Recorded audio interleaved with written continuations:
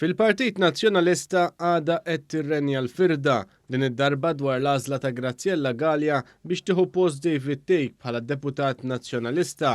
Dan ikkonfermatu istess f'diskors li għamlet il-ħadd filgħodu fejn ikkonfermat li kien hemm min ma qabilx ma' din id-deċiżjoni tal-Kap Bernard Grech. Deċiżjoni li madankollu kellhom ibaxxu rashom għaliha uħud li wkoll kellhom interess li jieħdu s-siġġu ta' Tejk.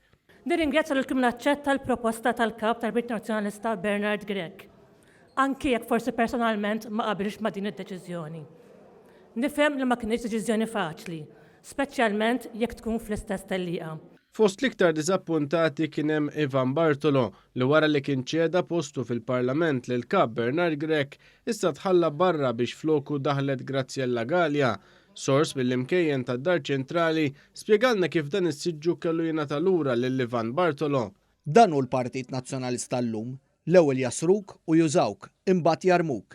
Hekk għamlulu lil Ivan Bartolo. Mat-Times Ivan Bartolo wkoll ammetta li huwa ddiżappuntat bid-deċiżjoni li ttieħdet bit-tmexxija tal-partit.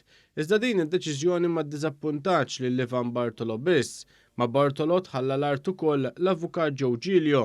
Il-gazzetta kulħadd kienet żvelat kif dan sar fuq ordni tal-hekk imsejħa Blue Heroes biex jiġu protetti l-interessi elettorali ta' Jason Azzopardi u Carola Kulina e kif Joe Giglio jikkandida ruħu fuq id-distretti ta' dawn iż-żewġ bastjuni tal-establishment nazzjonalista.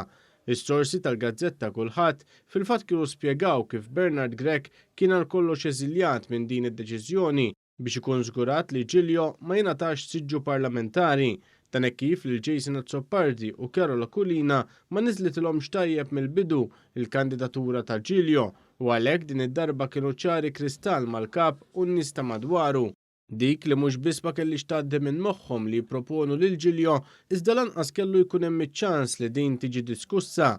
Il-kulħadd kienet irrappurtat ukoll kif l-Aqda Repubblika kienet kontra li Giglio jsir parti mill-grupp parlamentari. Dan hekk kif il-President tal-Aqda Repubblika Roberta Kulina iddefenda lil Aziz Ħuħ Carola Kulina.